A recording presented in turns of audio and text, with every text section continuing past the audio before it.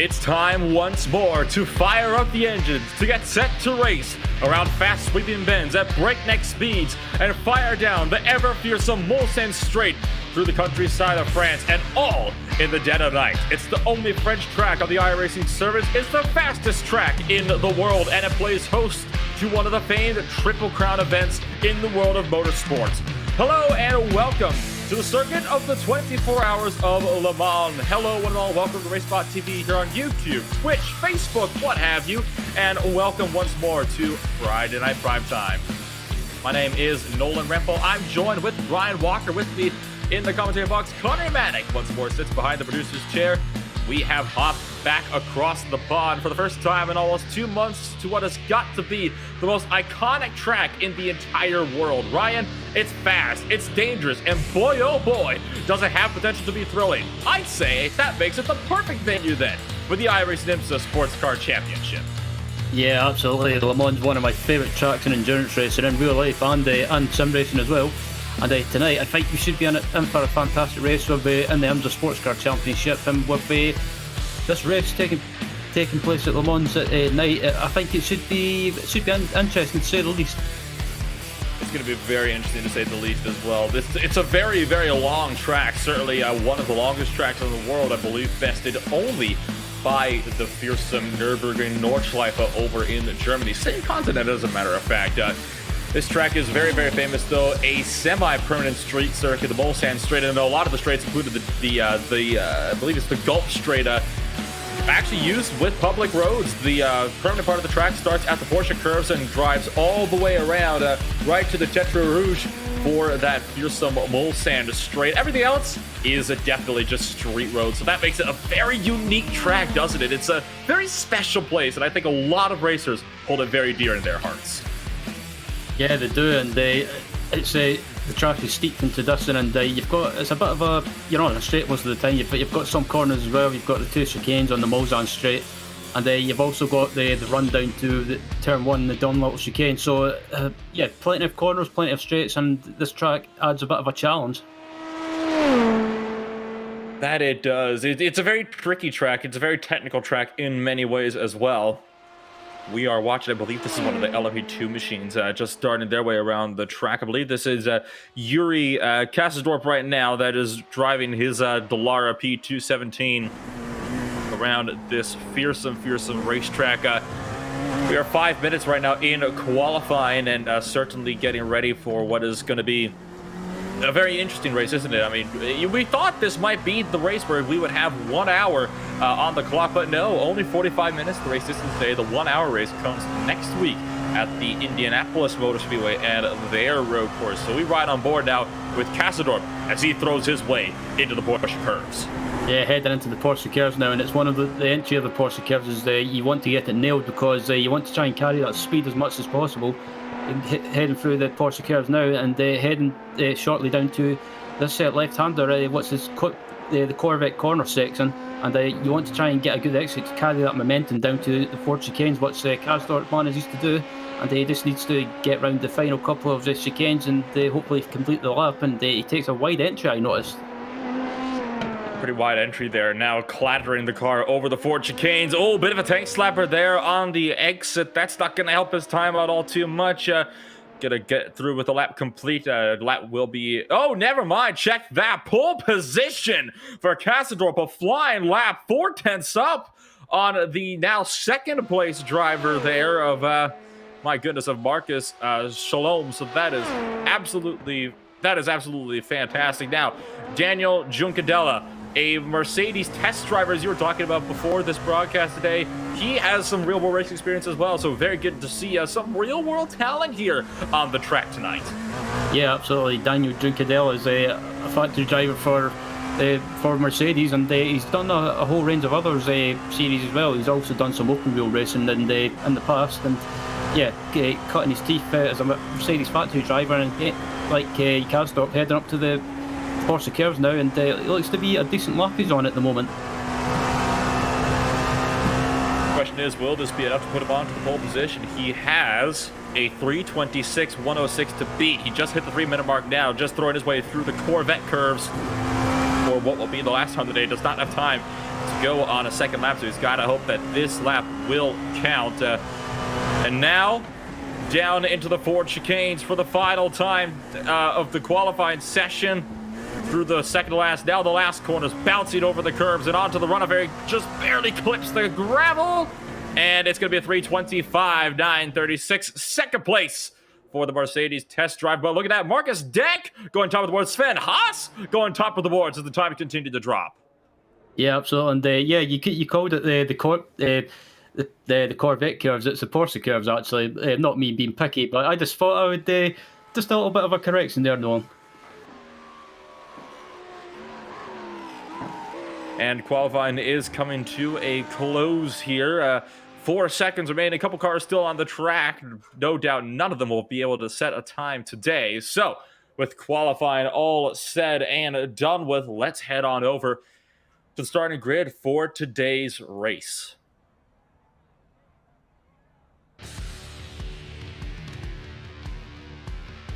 Started on pole position in the LMP2 category. It is Sven Haas, Peter Zuba, starting on the second position on that first row. Paulo Munoz and Marcus Deck, third and fourth. Daniel Juncadella in fifth. Yuri Kasdorp in the sixth position. Jacob Werderka in the seventh position. Marcus Shalom in the eighth position.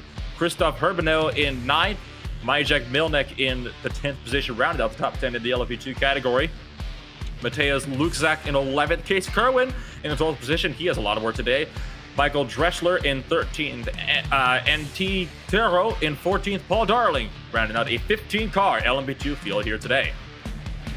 Moving on down to GTLM, it is Yannick Lapchin. Started that off on pole position for them. Arthur Laho in the second position, just 0.2 of a second off. Then over a second back, it's Ahmed Garib and Paulo Araujo in the fourth position. Axel Ayer in fifth. Thiago Neves Pereira in sixth. Wim Stockmans in the seventh position. Eighth is going to be Pedro Berger. Ninth, Gabi Montoro and Christopher Capello rounding out a 10-car GTLM field. Continuing down the order for GTD, Florian Bowden going to start it off on pole position. Maxime Marriott in the second position, 1.5 seconds back. Big deficit there in GTD. Anderson Silva in the third position. Antonio in fourth. Sebahattin Atalar in fifth. And Luke Sawicki in sixth position. Mark Fletcher seventh. And it'll be Nicola Bacciolieri in the eighth position here. Guglielmin Dendian in the ninth position. Steve Phillips in 10th. Cars that did not set times are going to be Lucas Skierski, Christian Korn, and Turgut Kavandku. So a 38-car field here, Ryan, getting set to go racing. Yeah, absolutely. It should be a great race, and also, Yeah, another thing with these drives as well, but especially at the start, they'll have to be careful of running wide in some of the corners, especially the exit of Tete Rouge heading onto the Mulsanne straight, because if you run too wide on the exit of Tete Rouge, you'll get a slowdown, and a slowdown around a track such as Le Mans, with how big it is, it's not something you want around here. It is a track that leaves a very, very little room for error, especially in the first section of the Porsche curves, where there is literally no runoff between you and a very hard-hitting wall that no doubt will be trying to reach out to grab quite a few drivers out tonight. In the very dark night here in the part of France.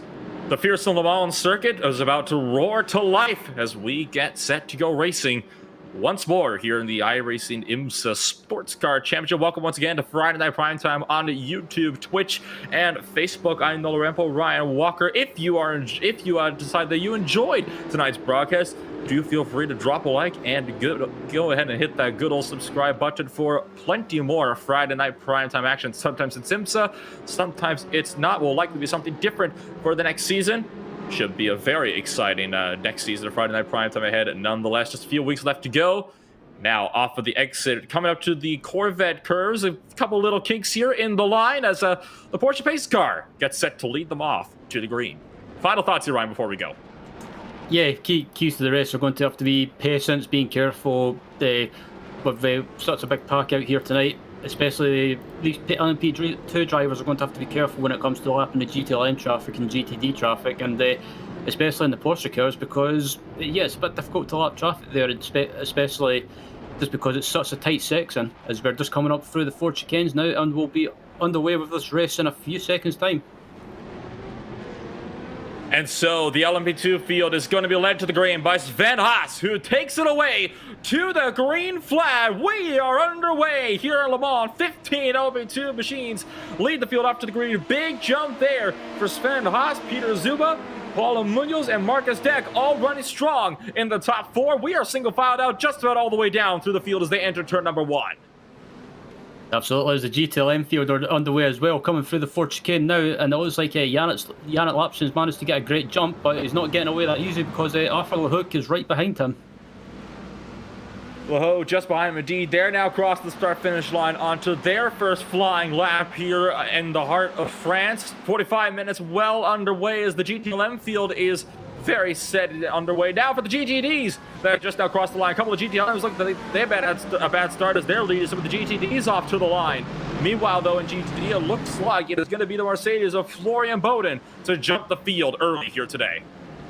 Yep, Bowden managed to get a great start as well, and it looks like everyone's got off to a good start and there's not been any issues, and everyone managing to make it through the first lap so far without any issues. Big battle going on here for 6th and 7th position. It looks like Mark Fletcher in the midst of a very fierce fight here in the midst of GTD early on, as they're now just throwing their way through the second corner complex. Now around just one more corner before the fearsome Mulsanne straight. Looks like Fletcher had to back out and cede that position. Looking up to LMP2 though, this is where the draft will come in big time. Battle for second underway. Paulo Munoz and Peter Zuba. These are the 2 drivers right now duking it out for P2 in the Dallara P217. Just half a second separated them. Now, here's where it gets really tricky here, Ryan, is because as they come over the hill, this track is going to narrow from about 4 lanes down to 1 for the Mulsanne hairpin. Yeah, absolutely. And this is a corner that you can't really make a move. So, yeah, these drivers are just pretty much staying in line at the moment. But, Sven Haas got off to a great start, and he's pretty much just left these guys behind at the moment. And he's got probably about 1 second gap at the moment. And this pack behind, they are just scrapping amongst themselves. Absolutely leaving them in the dust right now. In GTLM, it is still Arthur Lehouk trying to run down Yannick Lapchin for the lead. Looks like Lapchin has been reeled in significantly since the start of this race. Arthur Lehouk, the gap just under half a second now, and closing rapidly as they throttle down now for the Mulsanne hairpin. Will we see a late dive on for 3rd place potentially? No, we will not. Not close enough. Yep, so yeah, pretty much like similar to LMP2, everyone at the moment just pretty much being sensible and just staying in line at the moment, and maybe just wanting to settle down into a rhythm as we ride on board with Pablo Araujo at the moment in 3rd place, behind the top 2 in front of him, and This is the thing with Le Mans as well, Nolan. Even if you can't get by someone, it doesn't do any harm to sit behind and maybe do a bit of fuel saving. That's not hurt at all, especially since we know that these guys are going to have to make one mandatory stop for fuel over the course of the race. Deep on the brakes they go. This is for the Indianapolis hairpin. Oh, bit of a tank slapper there for Araujo on the exit of Indianapolis. Now for the Arnage hairpin, throttling it back onto the Poison straight in the run-up to the first of the Porsche curves. Yep, and this is pretty much this is the hardest section of the track, I think, from my experience around racing around here, because you want to carry as much speed and momentum as possible, but on the other hand, if you push too much in the middle section of the Porsche curves, especially with this wall they're coming up to now, if you run wide or understeer too wide and clip it, you can get big damage, which can affect the aerodynamics and straight line speed around here, which is not a good thing. Not a good thing at all, and look at how close Laho is to Lepsidi. He's almost trying to pump draft him on the exit of the Porsche curves, and now for the Corvette curves, really more Corvette kinks if you ask me. Laho still trying to reel in Lapchin. Can you have a dive bomb here into the Ford chicanes? Has a bit of a look, but not close enough to actually go ahead and make the dive bomb for the GTLM race lead, but they are still nice and tight, and as they cross the start-finish line for lap number 2, definitely closer than he was on the initial start for Lapchin. Yeah, absolutely. As they come across the line now, and yeah, they're all the top 3 and GTLM close together, and as I head up to the Dunlop chicane, and still close. And this is another corner you can make a move, but it kind of requires you to be a bit of bravery. But none of these guys have done anything silly so far, and just stay in line astern at the moment. That's what you like to see, is when these drivers do tend to stay nicely aligned astern. They're on their way up now towards what is called as the Tetra Rouge. It's the final kink before the Mulsanne straight, and it's a very fast one too. And if you clip it just a bit too tight or run a little bit too wide, you're in for one heck of a slowdown penalty from the iRacing service. Definitely very strict on corner cutting on that section of the racetrack now. Bombing it back down the Mulsanne straight again. Arthur Laho in the number 2 machine. We ride on board with Yannick Lapchin. Can he fend him off? Lapchin's going defensive down the straightaway, hanging right in the middle of the track, making sure that Laho can't really find a door to get open there. Laho backs off in the braking zone, down for the first of what is 2 chicanes in the Mulsanne straight.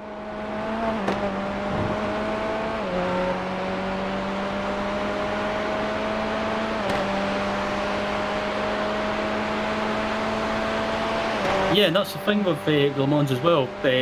On the straight, if you stay in the middle of the straight, you can gain some time, and it seems to cut the distance down as well. And it's definitely a big advantage. It looks like third place in GTLM is trying to make a move, but yeah, talking about staying in the middle of the road on the straight, it definitely helps from my experience. And yeah, as we're seeing right now, these drivers are doing the same thing.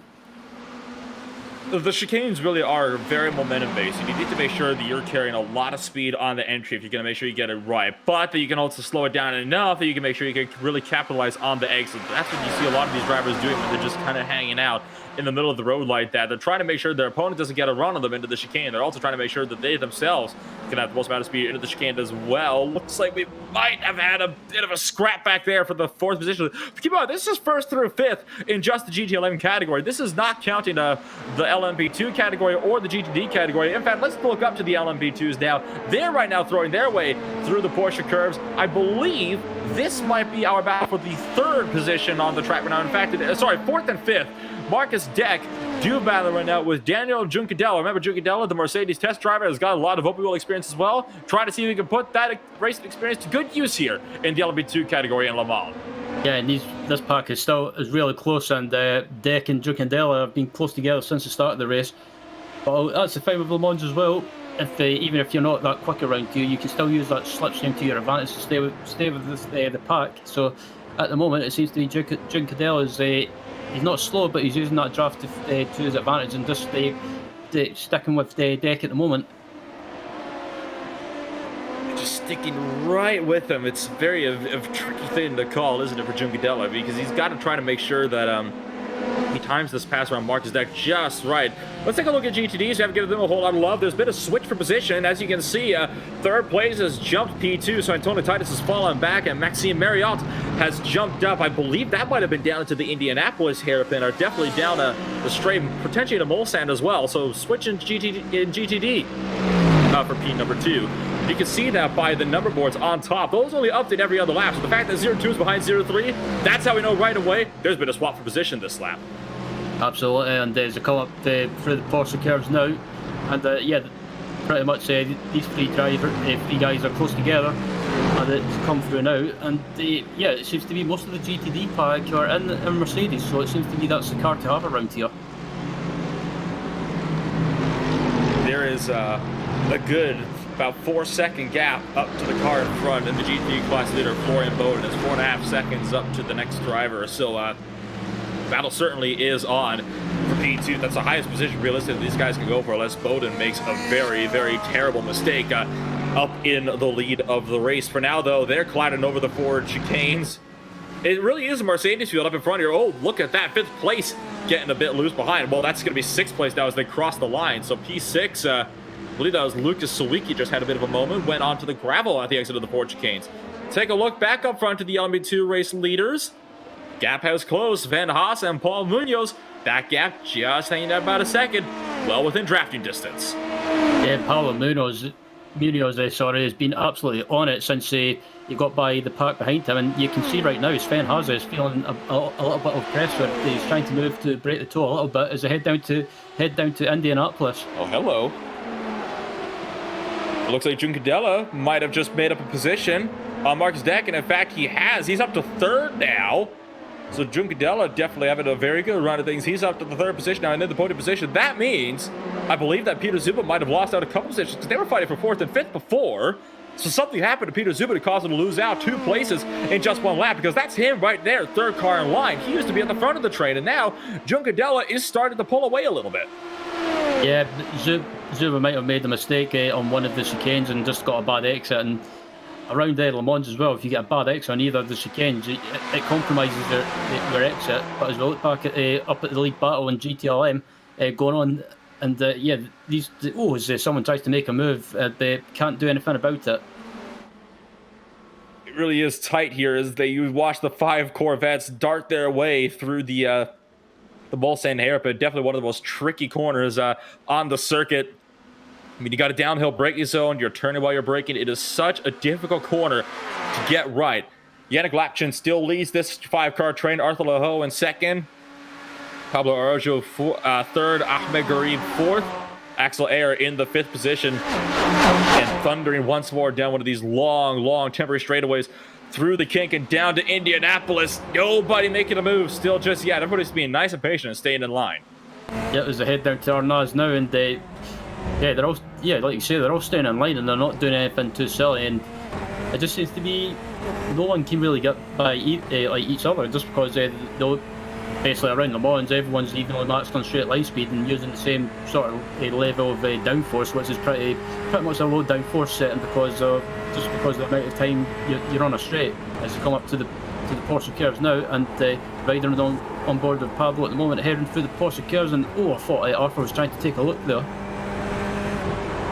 It looked like Lapchin might have run the smallest bit wide through the Porsche curves there, and on the entry to the 2nd one. We take a look on board from the roof now of Pablo Araujo. They're now darting their way through the Corvette curves, the curves where no doubt these cars feel very much at home. And look at this, Araujo trying to make a look out for the 2nd position, but he's just way too far back to realistically make that dive bomb through the 4 chicanes, each corner a little bit different than the other. That last bit chicane there right before the start finish line, it is definitely very easy to underestimate how tight that chicane actually is. I can't count the number of times I've spun out there trying to make that corner just right. Arthur Lehoux was really close though at this time to Yannick Lapchin. The gap is just a 1/4 of a second. He just needs to find a good run here down the Mulsanne straight. Yeah, I think Arthur Lehoux's best opportunity of trying to get by Yannick Lapchin is probably if he gets a good exit on the exit of Tete Rouge and onto the Mulsanne straight, and if he can carry that momentum, he might be able to get a run as they come up to Tete Rouge now. And I'm just watching Arthur as well. Can he get a great run? He gets a great exit. He's closer than ever before. 0.23 seconds right now, so under a 1/4 of a second right now is the gap between the Lapchin and Lehoux. Can he make the look here into the first of the Mulsanne chicanes? We'll have to see. Still hanging to build the track to get the most amount of speed down the hill. Will we see the look? Looking outside to the right. Third place, looking for a look down the inside, but still not close enough. I think at this point in time, Leho was just being nice and patient, saving that little bit of fuel running behind Yannick Lapchin, because I did see the gap kind of actually grow a little bit in the middle of the straightaway. So I think he's actually easing off here. So he tries to make Lapchin use the most amount of fuel here out of anybody. So that means he can take less in the final pit stop. Yeah, absolutely. And if you can go one lap longer around the track such as Le Mans, it definitely helps, because taking less fuel, or basically you spend less time in the pits and you don't have to take as much fuel like you mentioned. And again, Arthur is that might be a slowdown. Might be tight here. He definitely lost some time on the exit, but don't think it was quite a slowdown penalty, or we would be seeing a lot bigger fallback than that. So Leho does seem to have just barely gotten away with that one. Oh, he is definitely under threat right now from the third position. Look at this. He is going to have to go defensive here, as Araujo tried to have a look around the outside. Not the best idea to go outside into Mulsanne. And thank goodness that Araujo decided to get back in line at that number 7 machine. Yep, absolutely. So, it's pretty much the same as it has been so far in this race in GTLM. Everyone's just staying in line.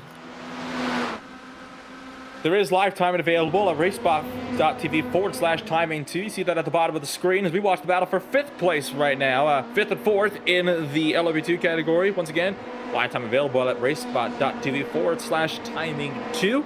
Peter Zuba, he's gotten by Marcus Deck. Marcus Deck trying to fight back. That battle allowed Juncadella to get a bit of a gap of just over a second right now on Peter Zuba. So the draft is especially powerful here in the Dallara P217s, the brand new car added into the series just this past build. And it looks like, might have a look for position here as Zuba, cuts back to the right side to shut the door on Marcus Deck. Says he doesn't want to quite give him the draft just yet, it would appear. Absolutely. So basically, the impulse racing dresser at the moment from the German, and Peter Zuba, I think he was quite within his right to go back to the racing line to take the entry of the corner, but if Deck was a lot closer, I think he might have had to leave a bit more room, as Marcus Deck has definitely got it running him as they head down to the second of the Mulsanne chicane. Might not have a look here. He's not going to have a look here into the second chicane. Gets a bit close though. Really tight there on the brakes. Might have a look here in the hairpin. Never mind. Got all sorts of out of shape. Trying to get on the power again from Marcus Deck. Not going to be close enough to make that dive up into Mulsanne. Still, if you can gather and get a good run out of the Mulsanne hairpin, you'll have a look into Indianapolis. That's a good possibility if Marcus can try and get a good exit here, and closes right up under braking. Can he get a good exit and try and carry that speed heading down to Indianapolis? So it's a bit scruffy. Still riding on board with the number 16 machine as he is trying to reel in Zuba. Should note that Zuba has also reeled in Juncadella by some margin. The gap is about 0.6 of a second between Juncadella and Zuba. So now Peter Zuba has the draft as well. So all of a sudden Marcus Deck's draft advantage is all but gone. Three-way battle for the final podium position here as they're throwing it down into Indianapolis. Now in the run to Arnage, a bit of dust being thrown off on the cars in front by running just the smallest bit wide and clipping the gravel trap. Yep, onto the exit of Arnage now, and heading up to the Porsche curves. And Marcus doesn't look like he's able to get close enough heading up to the Porsche curves. So I think another good spot he could possibly try and make is on the exit of the Ford chicane, and try and get a run in the home straight. It really is difficult to go side by side through the Porsche curves because they're just so flowing, and you need to make sure that you get the line absolutely perfect and not lose time. So I don't expect us to see a whole lot of side by side action through this second half of the lap until we get to the final stages of the race. Should note as well that unlike the 30 lap races we're used to seeing, well, it's only an estimated 14 laps for the LMP2 field leaders here today for Sven Haas. So that is what the projected lap count is estimated to be based on the lap times that we've been seeing so far in the race. In that last sector, though, Juncadella gained just a small bit again on Peter Zuba, gained a couple tenths, but still not enough to break the draft. It's still hanging at just about 3/4 of a second. Yep, and Zuba's still under attack from Marcus Deck as they head up through the Dunlop chicane now and up into the Dunlop S's. And again, we'll look back further in the field, looking at the battle for the GTLM lead, and Yannick Lapchin is still under pressure from this pack of cars behind him, Laho, Arozo, and Ahmed, by the looks of it. And yeah, this battles never stopped. Hasn't stopped since the start of this race. Remember, Yannick Lapchin got an absolutely fantastic jump on the field and then just fell back so far on that opening lap. Well, that all of a sudden, he's really having to fight hard here to try to maintain that race lead. But as we said before, I believe that Arthur Laho is just saving fuel. He's had plenty of times where he could have actually made a very realistic dive on him, most likely to take it the class lead, but he hasn't gone for it. I think he's still saving fuel behind Yannick Lapchin.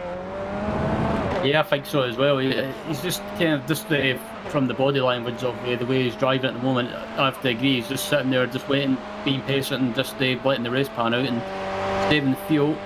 And none of these guys have actually been eager to get to make a move. So maybe I think it's not just Arthur; it's thinking of the same thing. Antitero is on pit lane according to the timing charts here. He's been on the lane for about 30 seconds now. It's pretty unusual to see a car stopping this early on, so you don't see that all too often. I think he might have actually towed back to the lane because he's been on the lane for 42 seconds and he's been in the actual pit box for the exact same amount of time, so he might have had some sort of an incident here. We'll take a look back and see if we can figure this out. And oh, hello, he pulls off at turn 1, I think that is, and just tows it back. Yeah, that was a bit of a weird one. I don't know if he's maybe just thinking that he won't be able to do anything or gain any position, so, or maybe he had an issue. He's just pulled up in the middle of the or on the entry of the Dunlop chicane and just basically pulled off. And yeah, I don't like to say it, but maybe a bit of a rage quit. It's a bit of an interesting one to see. He's going to drop well down the timing charts now. Take a look up here though. GTD being caught by LMP2 traffic. Heads up to the 12th place running Audi in GTD as the battle for second, third, and fourth in LMP2 darts its way through. Daniel Juncadella, Peter Zuba, Marcus Dex still all running those tail. Check me on that. Third, fourth, and fifth. They've caught now GTD traffic. So for the first time at nearly the halfway point in the race, we're seeing lap traffic play into effect. Definitely a lot later in the race than we usually see it starting to play in, but I guess that tends to happen when you have a very long track like this.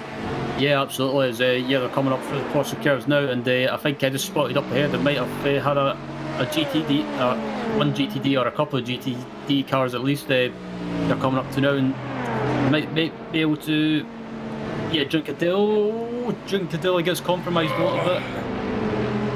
And this might be a move here from Peter Zuba. Heads up, this might get dicey here as they throw the Corvette curves and up to the Ford chicanes. Will we see a dive bomb on one of these drivers? Oh, we might. Two cars going to the pit road, actually. It looks like Peter Zuba and Marcus Dack both elected to take it to the pit road early on here. Still 24 minutes remaining, and all of a sudden, it's going to be a battle of the pit crews. I think that's not a bad call, actually, from Zuba and Deck. They spotted that the Juncadella was going to get held up by traffic, and they might have thought they might get held up by traffic maybe halfway around the lap or maybe in the Porsche curves again. So they've decided to dive into the pit straight away and maybe use that to try and leapfrog Juncadella in the pit stops. And your overall race leader, Sven Haas, is also down to the lane as well. So it seems like just about everybody is elected to make the same call here. Come on down just when you start to hit lap traffic. I mean, why not? We're around the halfway point. Another stop will get you to the end of the race from here. I don't see any downsides to this one at all. Yep, and Juncadella just got held up by GTD traffic on the entry to the Mulsanne straight, so that's you might have lost a couple of tenths there, or a few tenths at least. And Juncadella, I think he's going to lose out in this set of pit stops. He's just been held up massively by GTD traffic, or GT traffic in general, in the wrong places. Yeah, this is certainly not good for Juncadella. He might have made a bit of a bad pit call here. He's up to second right now on the racing surface, but he's likely going to drop back to the edge of the top five, if not out of the top five entirely when it comes down to the lane. He's just getting around 7th place right now in GTD. Got a couple of LMP2s still behind, trying to fight their way through as well. So for Daniel Juncadella, it's been a bit of an interesting race, hasn't it? I mean, he's been in the midst of a pretty big battle just about the entire race so far. And, well, right now, he's just trying to do what he can to maybe hang on to some spots here. Look up to this battle for the lead again in GTLM. So going on since the start of this race, Yannick Lapchin has gapped Arthur Laho by some margin, should keep in mind. Over half a second is the gap right now. And just for reference, about the same distance between Lapchin and Laho than it is for Laho down to 4th place in class Ahmed Garib. So we'll have to see Will Lapchick come down to pit lane, or do you think they're going to wait a little bit longer? Because they are not going to have lap traffic to worry about at all this race, I wouldn't think. I mean, it's interesting. I'm just watching it now to see what happens if Lapson will dive in or not. Lapson doesn't dive in. Actually, none of them dive in. We usually we do see the GT cars coming in quite a bit later than the others, I feel. Oh, Laho getting a bit onto the gravel. That's going to cost him about a tenth or two down the pit straight here. But going back to the point, we usually see the GT cars coming in a little bit later than a lot of the LMP2 runners do. So we'll have to see and wait just to see when they're going to come on down. Take a look back at the Jenna Giucadella, who once again getting held up at all the wrong places. That's 4th place in GTD. He's just trying to get around right now. 4th place runner in GTD right now, Anderson Silva, that he just made his way by. Now approaching Maxime Marriott, Antonio Titus and Maxime Marriott. And they're in a battle for position, keep in mind, 3rd and 2nd place. So that's not at all what you want to see. Thank goodness he caught them, though, before he got to the Porsche curves. I would be very surprised if we did not see Giucadella coming down this time. Yeah, I think if you're Giucadella, you've got to dive in. You've got to dive into the pits now and try and cut the time loss in traffic, and just maybe try and not lose too much track position, or basically position on track, because he's been compromised basically most of the lap by GT traffic, and I think he's going to dive into the pits now. Will he dive in? No. Oh, interesting call there from Giucadella. We'll have to wait and see what this will mean for him and his race strategy. This is going to be very interesting. Florian Bowden, meanwhile, in GTD, the GTD class leader is in the lane, as you can see, coming on down with Paulo Munoz in the LMP2 category as well. Yep, absolutely. I'm surprised that Giucadella never dived into the pits there, though. I'm interested to see if I'm the same as it. Yeah, I'm interested to see if Giucadella's got the fuel to make it round for another lap. The 13 and 90 machines of Milnek and Wudurka also stayed out on the course in LMP2. Let's take a look back once again to GTLM. And while we're watching this battle play out, may as well give another little shout out to the guys over on the YouTube, Twitch, and Facebook chats, wherever you happen to be watching us from today. And if you are liking what you are seeing, well, go ahead, hit the good old subscribe button, and always come back for more. Your attention is always very much appreciated during these broadcasts. It's usually nonstop thrilling action from start to finish here on Friday Night Primetime. A weekly thing that you will, I think it's safe to say, we are not expecting the Friday Night Primetime theme to go away anytime soon. To 20 minutes remaining. Lifetime it is available on RaceSpot.tv/timing2, RaceSpot.tv/timing2 to catch up with your favorite drivers if they are not on screen at the moment. GTLM battle still raging on, and all drivers in the GTLM field still to pit. Absolutely. As the top 4 in GTLM come through Indianapolis now and heading down to Arnaz, and yeah, they're kind of spaced out at the moment now. So maybe just kind of just taking it easy and not maybe waiting until after the pit stops to start battling a little bit more. But looking at the battle for 3rd place in GTLM between Pablo and Ahmed Gareb as well, heading down to the Porsche curves, and they've kind of lost touch a little bit with the top 2 in front of them. Yeah, Laho and Lapchin have really kind of pulled away quite a bit over the past few laps here. Araujo and Garib are doing their best here to try to keep up, but at this point in time, they're about to get sucked into their own battle for position for the final podium position, and they're about to lose touch big time to all the cars in front. In fact, Araujo already has his 1.3 second gap up from him to Arthur Laho, so he has lost the draft. So it is now an effective battle only for 2 cars for the race lead and 3. And a 2-car battle for 3rd position as well. And look at this. Oh, I thought we might have a call to the pit lane there for a hot minute, but just swinging a little bit wide for the Ford Chicane, starting to carry a little bit of momentum, it looks like. Yep, as they look at the 13 car and the 19 car of Marcel Melnick and Jacob Verderka battling for 2nd and 3rd at the moment. And yeah, I don't know if these guys haven't pitted as far as I'm aware, so along with yeah, they did pit actually, so nope, they have not pitted. They're some of the only LMP2s that have yet to pit us, along with Jenna Giucadella, who still has not come down. Yeah, I'm amazed that Giucadella's managed to stretch out by 1 more lap. But so he must have been doing some mega fuel saving if he's managed to go this far. So at the moment he's the leader, but he still has to pit, of course, and coming round onto the exit onto the correct corner, and he's just heading up to the pit entry now. We'll dive into the pits this time around. I'll be surprised if he doesn't. Yes, he does. So Giuncadella finally yields and comes down to pit road. Got to be very careful of the entry, though. It's a difficult pit entry, especially in the dark. Almost lost the car as well. He is down to pit lane. It looks like behind we got a couple more LMP2s coming down. It looks like we were going to have everybody remaining in the LMP2 coming down this time by. Let's keep eyes on Giuncadella and watch for Sven Haas, who was 29 seconds behind Wojcicka, about 40 seconds behind Giuncadella. So Sven Haas should get way past. The real question is going to be Paulo Munoz, Peter Zuba. Those are the drivers that Giuncadella was fighting with before he came down to pit road, and then he got held up by lap traffic quite a bit. We'll have to see what this is going to make up. This is in comparison to Peter Zuba.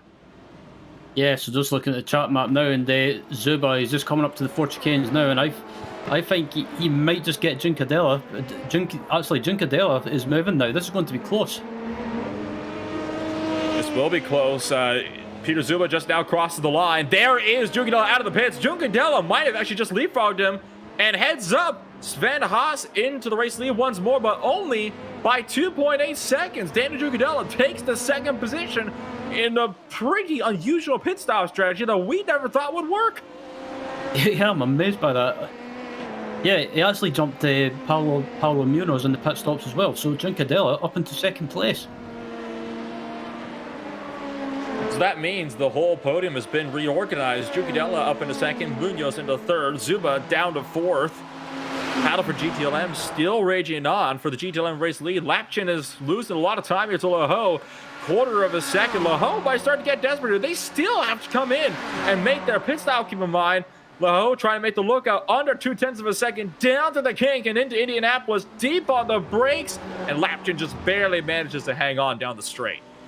Yep, I'm expecting these guys to be in the pits soon, and I think the Lapchin I think will be in the pits, but pretty soon. I'm not sure if Laho has managed to save fuel to do an extra lap, but yeah, these guys will be in the pits soon anyway. At the same time, I'm not sure.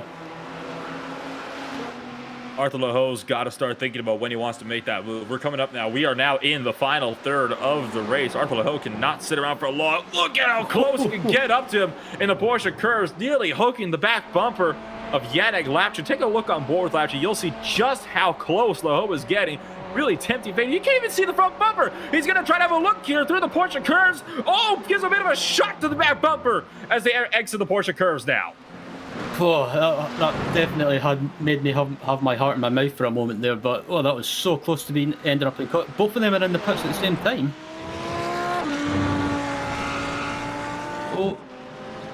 That could be a. And yeah, Laho might be is right just about on the bumper of Lapchin as well. Gee, this is incredible.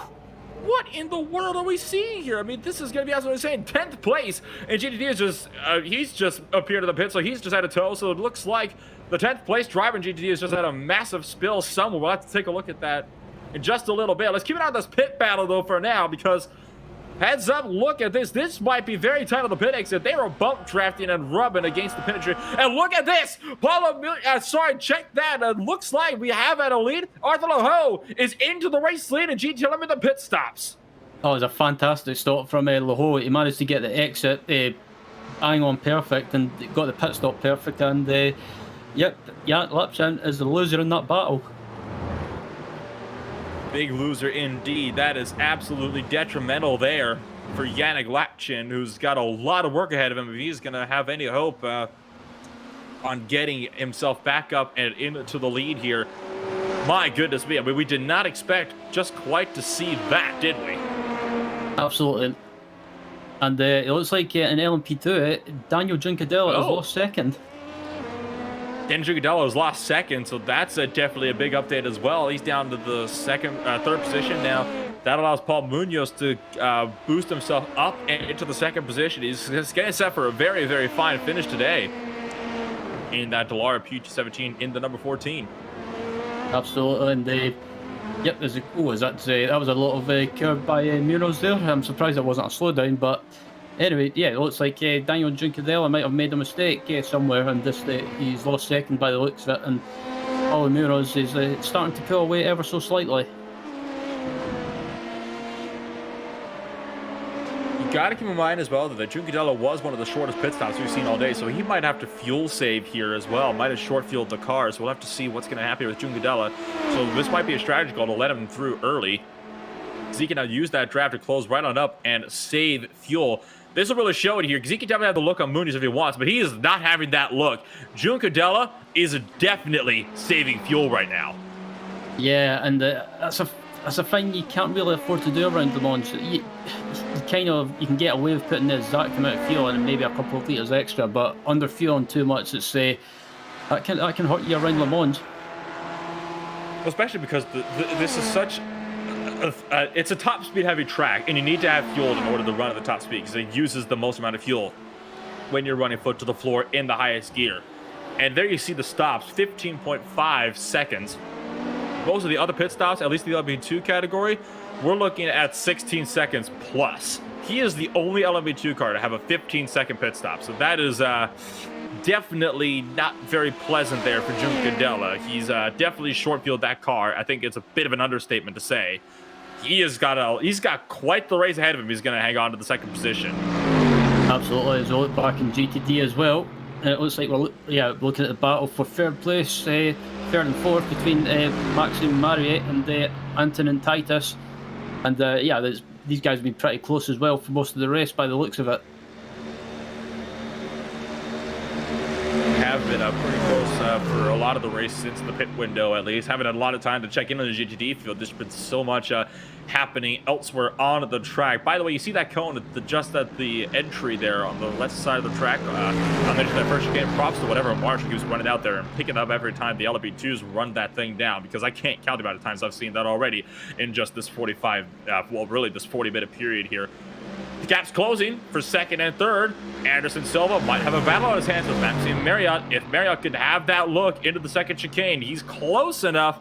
Will he look, or will he wait for the Mulsanne hairpin? He's going to wait for the Mulsanne hairpin and allow Anderson Silva to maintain that line into the second chicane. Absolutely, and as we come onto the exit of the second chicane now, and I'm just looking at the battle on GTLM as well for the lead, and it looks like the gap between Leho and Lapson is closed back up.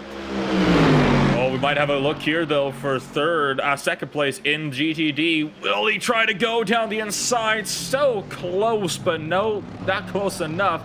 Bit of a puff of smoke. Looks like Silva might have had the smallest of lockups there. So this is still, I believe, one of the closest battles we got on the track right now. Second, third, and fourth in GTD. That gap is closing so dramatically over just these past few seconds alone.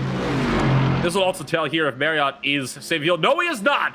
Maxime Marriott is going for it down the straight, bouncing over the curves, and he is going to go for the second position and try to bump Anderson Silva down to the third position in GTD, and he's going to get it done. Yeah, mate, loves a brilliant move heading to Indianapolis. Managed to get the move done, and heading down to Arnaz now, and it looks like he's starting to build up a bit of a gap already, and pulling up. It looks to be the quicker out of this pack at the moment. Such a beautiful aerial shot we got going here. This is a camera I absolutely love. You can really just kind of see the speeds that they got when they're coming on through these corners. There you can see the closing distance as well and the closing speeds, because look at how quickly Anderson Silva was already closing up to Maxime Marriott as we throw ourselves back to the Porsche curves once more. Yeah, absolutely. And just looking at this beautiful shot as we head back to the battle on GTLM for the lead between Leho and Lapson, and it looks like Lapson is a quicker driver at these two at the moment, but the slipstream is basically around here. Basically means if someone passes you, you can stick with them and possibly get back by them. But Leho is definitely feeling the pressure from Lapson at the moment.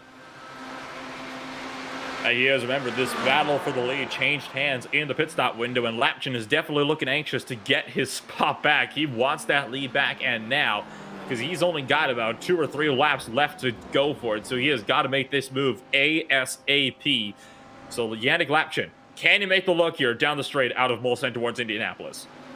Yeah, Lapson's getting closer in the slipstream, and definitely he's getting a lot closer to head down to Indianapolis. It's just a matter of or just a case of can he try and make a move, but at the moment he's not getting as close as he wants to, as Leho gets goes a bit defensive. Now down once again through the braking zone in the King to Indianapolis. Still ever closer. 7 minutes and 20 seconds remaining. Oh, runs wide off the corner. That was Arthur LaHoe kicking up a big cloud of dust right up into Yannick Lapchin's windscreen. Lost a bit of time there, but not enough for Lapchin to realistically make the dive into Arnage. Now on once again another straight in the run-up here towards the Porsche curves, which this could be very, very critical here if LaHoe cannot get the momentum down. Look at how much of the edges of the track he's trying to take here to get the most amount of momentum that he can. Yeah, LaHoe's gone slightly. I don't know if the side of the roads counts is going off track or not, but anyway, that's a discussion for another time. LaHoe doing everything to try and break the slipstream as I head through the Porsche curve section now and heading into Corvette corner, and Lapchin is feeling a bit fired. He's looking fired up by the looks of it. Maxime Marriott has lost second place in GTD to Anderson Silva. That gap is really close right now. The 3 drivers in GTD, second, third, and fourth, running at well, just a few tenths apart. Keep eyes on this for now, though, as they bounce over the 4 chicanes. Bit more of a dust being kicked up from LaHoe, who is once again looks like he's gonna try to maintain that race lead. Just 6 minutes remaining. Yep, and if I was Arthur LaHoe, it'll probably feel like the longest 6 minutes of his life, and head into the Dunlop chicane now, and I think Lapson's best chance is getting a great exit on the exit of Tet Rouge, heading onto the Mulsanne straight and trying to carry that speed. But looking at Lapson's onboard, it looks like LaHoe's just built a bit of a cushion at the moment. That he has. It is a big cushion there for Arthur LaHoe now, who's really gapped him in the first sector here of the racetrack. Definitely not what Yannick Lapchin at all wanted to see. Both cars running real wide there over the Tetra Rouge.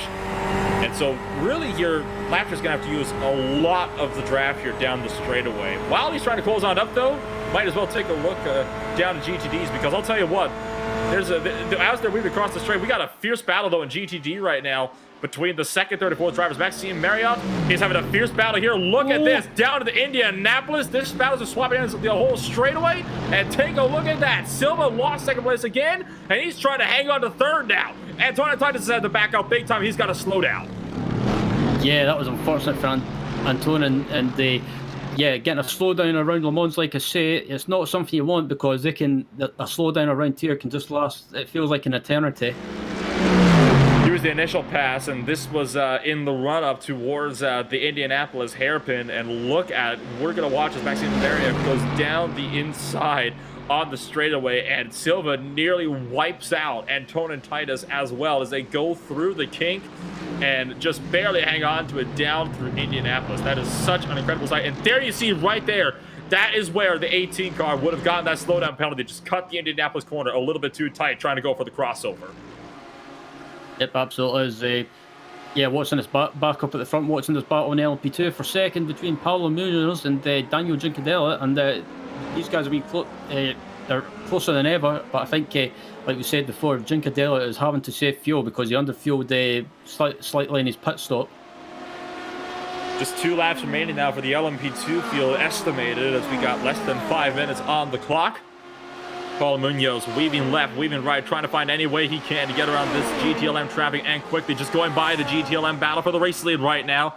There you see LaHoe closing up again. They're diving down to the Indianapolis. Giancadella still trying to close on up. Meanwhile, it got a lot of battles here in the same place on the racetrack right now. It's hard to know what in the world we're going to keep track of next. Let's take a look at the battle for the GTLM race lead, though. Why not? As Arthur LaHoe, once again, losing time to Yannick Lapchin. Yep, absolutely. And gets a great exit on the exit of Arnaz note, and heading up to the Porsche curves. And again, LaHoe is weaving, trying to break that slipstream. Even tries to go, like, nearly just about goes off track, trying to break the slipstream. My goodness me, this has just been absolutely thrilling so far. The whole race has really been thrilling, and not usually as wreck-filled as we tend to see in these races. This is your race leader right now, Sven Haas. He's coming around to take the white flag this time by confirmed 1 lap to go at the line. His fastest lap of the race has been a 3-minute 26.679. He's got less than 3 minutes remaining, so that does mean we're heading on to last lap. And look at that, lap 13 on November the 13th. What are the odds of that? Yeah, that's a bit of a bit of a scary yeah, coincidence, but anyway. Bad omens. Yeah, exactly. As just watching this GTLM battle coming across the line now, and again, Laho is trying everything to break the slipstream. These guys have to be careful because they've got LMP2 traffic coming up to lap them. That they do. So this is going to be very, very intense here for Laho and Lapchin to see what they're going to do here. Both drivers really cutting the Dunlop curves, trying to make sure that they get the most out of these cars as they can. I think Lapchin might have just gotten a tiny slowdown penalty there. It looked like he cut the first Dunlop corner a little bit tight, but maybe not. He's still on. He's trying to catch up to him as quick as he can. But look at all the LMP2 traffic coming up to lap him. Yeah, absolutely. And I don't think Lapchin wants to lose too much time, but he's got LMP2 traffic coming up behind him. And it looks like one of the P2 cars, it looks like Peter Zuba by the looks of it. And yeah, it is Peter Zuba. And yeah, it's got a few more P2 cars coming up as well, so these guys have to be careful. Still trying to keep an eye on Daniel Giugadella as well, as we see another LMP2 battle closing up on these guys right behind him. But lead that's battle for 5th and 6th place between Marcus Deck and Yuri Kasdorp. 5th and 6th in LMP2 just behind these guys. They're running line of stern right now. I don't think at this point that Lapchin is going to be able to close the door to Laho. I think Laho has gapped him by way too much. Oh my goodness me. That was all sorts of tight. They're blocking everywhere right now, trying to keep these LMP2 cars behind them. Yeah, that was a bit silly from Laho, especially when you've got faster class cars coming up behind you, and that could have ended up, if those P2 cars were a lot closer, that could have ended up in disaster. The last thing that right now the Laho needs is a big mess in front of him, so he's just got to hope that those battling cars ahead of him do not take each other out, because that would just be a nailed cover. Oh, that might be a slowdown penalty right there, though, for Laho.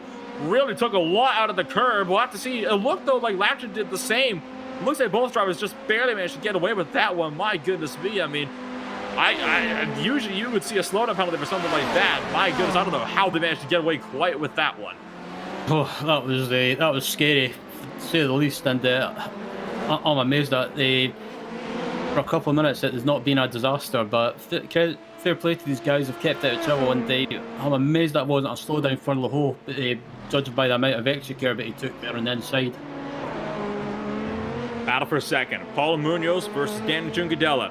They're still battling for the second position right now on the last lap of the race. 5, 4, 3, 2, 1, 0. Clock expired. This is the last lap of the race.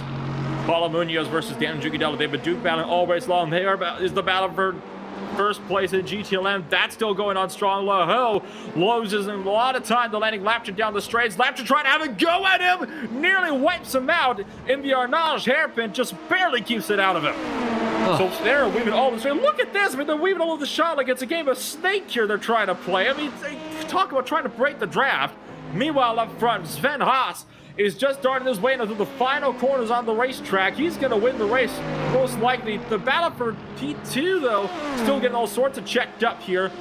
Sven Haas is definitely going to come through the final corners now. He's going to win the race. It is for second place, though, between Paulo Munoz and Daniel Giugadella. Can Giugadella get to here in the final four chicane? Sven Haas wins in LMP2, and Paulo Munoz looks like he is going to just barely hang on for the second position. Meanwhile, GTLM, it's not over yet.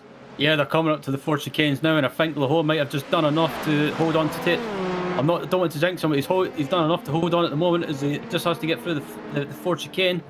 And yeah, it looks like he's done enough to hold on to take the win as they're coming up to the line. Arthur Laho takes victory, and it's going to be Yannick Lapchin, who's got to settle for the second position. Both drivers flashing the headlights. Meanwhile, it's been a very quiet race for Florian Bowden, who really has not had a whole lot to worry about this race, and he's still got a long way to go, running all on his lonesome. Oh, have we got a car that is spun across the line there? Is that Casey Kerwin? That stopped in the front straightaway there, just behind these guys. It certainly is, and yeah, basically going across the line in style as yeah, it looks like it. Yeah, we've got a battle on GTD still going on for second place between Marriott and Silver, and yeah, I thought these guys crossed the line, but. And it looks like Titus is involved as well still. And this is coming up now, right now to the Porsche curves, I believe they're coming up to right now. So this might get interesting here. Look at this. Titus trying to have a go. Sorry, no, this is the Mulsanne corners. These straights do tend to look the same when they're in the dark. So So a long way to go for these drivers. Antona Titus definitely flashed the lights there. Anderson Silva trying to maybe, I guess, scare him into a mistake. I mean, it certainly has worked before, especially it's a lot more easy to do this in the dark. Meanwhile, Florian Bowden just coming up now to Indianapolis. The battle for P2 still raging on behind him. Bowden has got himself a very secure victory. He's got an 18-second gap. Unless he makes a big mistake, he has got nothing to worry about here. So this really is a 3-car fight now to see who's going to lock out the podium. As they come through Indianapolis now, and yeah, the 3 of them are still on line of stern at the moment. And I think this is good. Oh, Titus is really close. Oh, he's gonna have a go at him here into Arnage, maybe. Titus down the inside, dive bombing. Maxime Marriott, sorry, Anderson Silva. Looks like they might have made a little bit of contact there as well. They're still side by side on the exit of Arnage. Anderson Silva, sorry, Antona Titus trying to fend off Maxime Marriott. This is some intense race here. This is about for 3rd place, keep in mind. In the GTD category, look at how close they're getting down the straights. Once again, beautiful aerial shots here showing just how quickly they're going. And oh my word, Antona Titus is forced to back out to avoid running off the track. Yeah, two cars going through the Sportscar is not the best idea as the GTD leader, Florian Bowden, is coming up through the four chicanes now. And Florian Bowden takes victory in the GTD category. The final class to finish the race. Only got about like 7 cars left to finish the race here today. So Maxime Marriott will no doubt take 2nd. Can Silva have one more go at Titus into the 4 chicanes? We'll have to wait and see here. Doesn't look that he'll be able to. Silva's trying to do everything he can to close on up to Titus. It's not going to be enough, though. Maxime Marriott takes 2nd place. Antona Titus rounds out the podium for GTD. What a hard-fought battle in the closing stages. Yeah, absolutely. Fantastic racing in all 3 classes. And, yeah, throughout the race as well, that was fantastic. And at the end, we had some close battles on the final lap. Just waiting for the final drivers right now to cross the line here, and these are some lone runners here in GTD. I believe this was the last driver we got to wait to cross the line, Nicola Bachelieri. So you do get your little bit of screen time after all, it looks like, for the 8th place driver, the number 37 machine. And he's about 5 seconds behind his next competitor. He is now across the line, and I do believe that about wraps it up.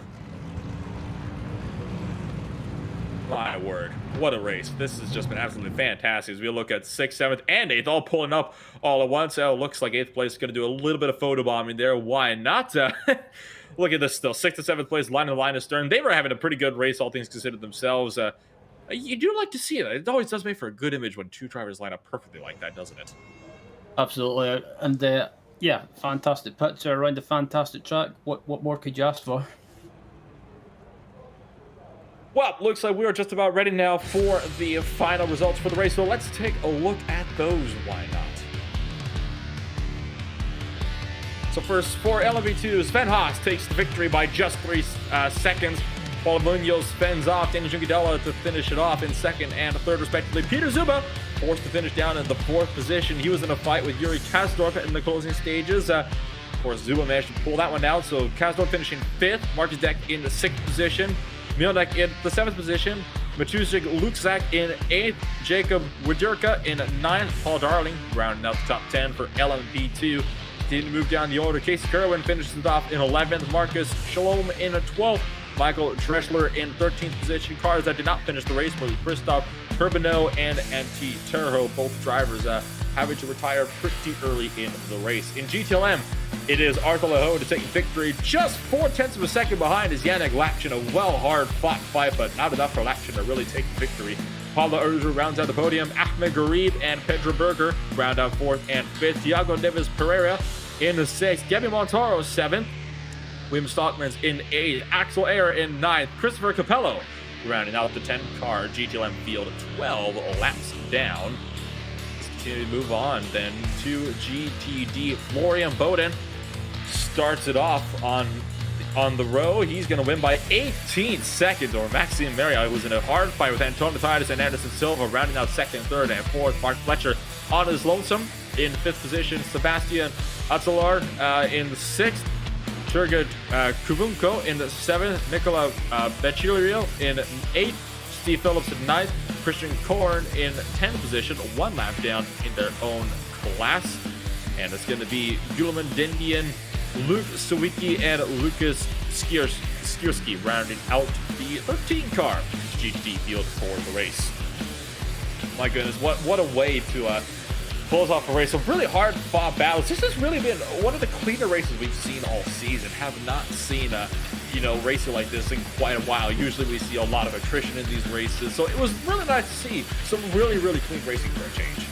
Yeah, absolutely. I think with Le Mans as well, it being a wider track and a longer track as well, it meant you could battle people a little bit harder, and you had more space as well. I think with the other tracks earlier this season being a lot more tighter, it caused a bit of mayhem and just caused some accidents. But I think Le Mans, even though we didn't have as many accidents, which is a good thing, we still had some fantastic racing up at the front in LMP2, and the one in GTLM, and the battle in the closing stages in GTD, which was still a great thing to see. There's still quite a few races to go, 3 to be exact, coming up, 2 more in November, and then 1 in December. You got Indianapolis Motor Speedway coming up for the only other 1-hour race on the calendar, coming up next week on the 17th. Then we're going to be here on the 20th. We go there for ours when the official track change happens over on the 17th. Silverstone, then hopping back across the pond to finish it off in Europe, is going to be the 11th race of the calendar, rounding it off at Imola for the final race as well. So we got quite a few very famous tracks with a lot of history behind them to really wrap out the season. So I think it's really good to see, so many tracks. I mean, really, the last 5 tracks, very historic for different reasons, and exciting at their own thrilling rights as well. It's going to be such a fantastic end of the season. Yeah, absolutely. And I'm looking forward to the closing stages of this season, because the three tracks we're visiting, like you say, they've got a bit of history behind them, and also Silverstone, one of my favourite tracks as well, and I'm looking forward to visiting there. But next week should be interesting with the road layout, and with it being a 1-hour race, I think it'll bring strategy into effect. I mean, you got Indianapolis, which is really the American racetrack when you think about it. I mean, it's got the most amount of history behind it. I mean, for crying out loud, the round even played a role in the Formula One Grand Prix, counting as an official round in the Formula One Grand Prix back in, I believe, the 50s, 60s, 50s and 60s that it played a role in.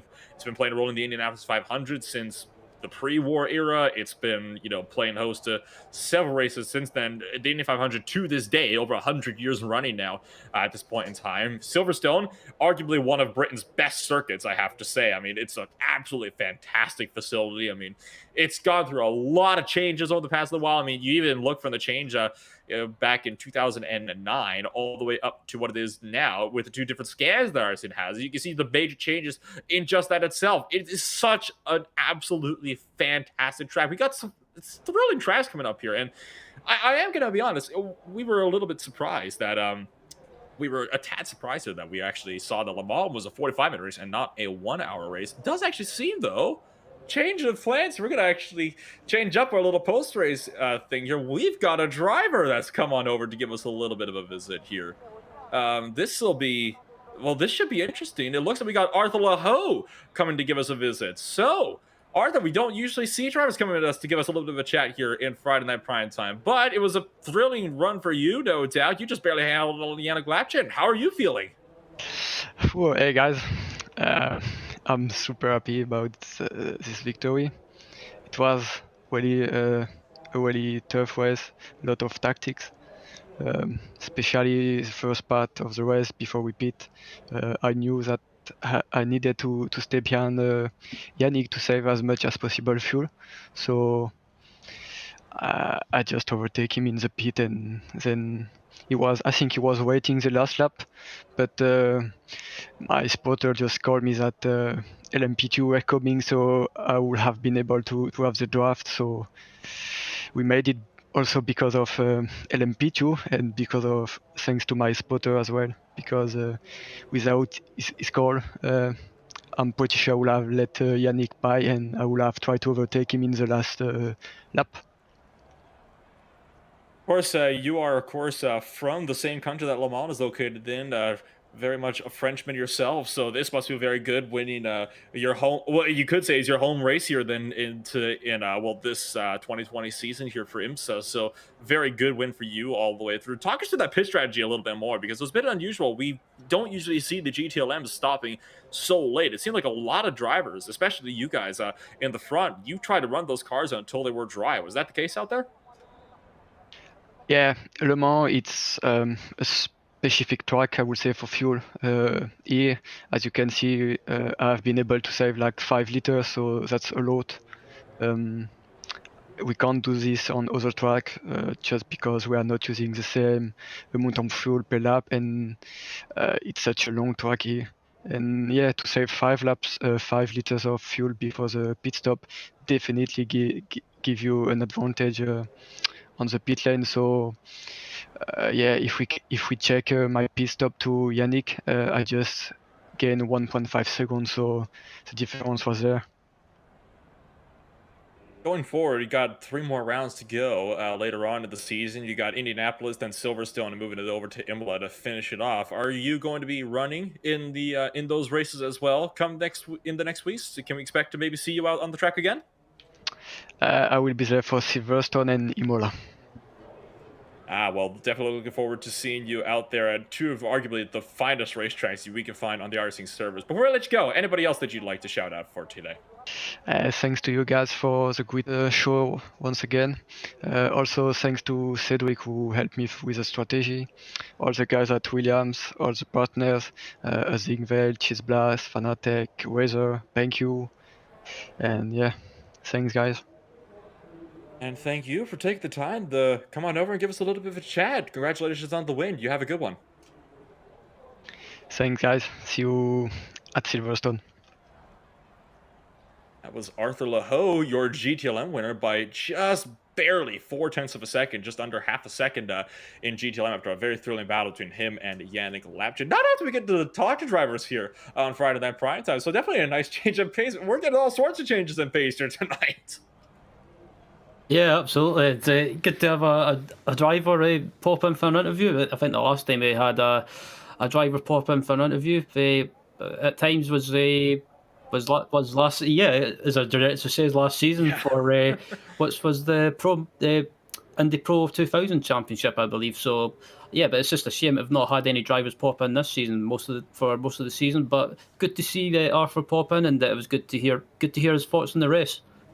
Well, I definitely can't wait to see him racing again at Silverstone, because if he puts on a similar performance there as he did here, my goodness, I think we're in for a real treat in the GTLM battle for the race lead over there. Definitely a good day for Lahoe. I mean, he's one of the few Frenchmen in the field, and seeing as Le Mans is the only French track there is on the racing calendar, really taking a home win here today. So, well, I do think that, well, with that is just about all the time we have for today. So, another thrilling race to close out the third quarter in the season. Moving on to the last quarter, my name has been Nolan Rempel, with Ryan Walker joining me today in the commentary box. Connor and Maddie behind the camera. Special thanks to It's From Below and TrackCameras22.com for the TV cameras for today's race.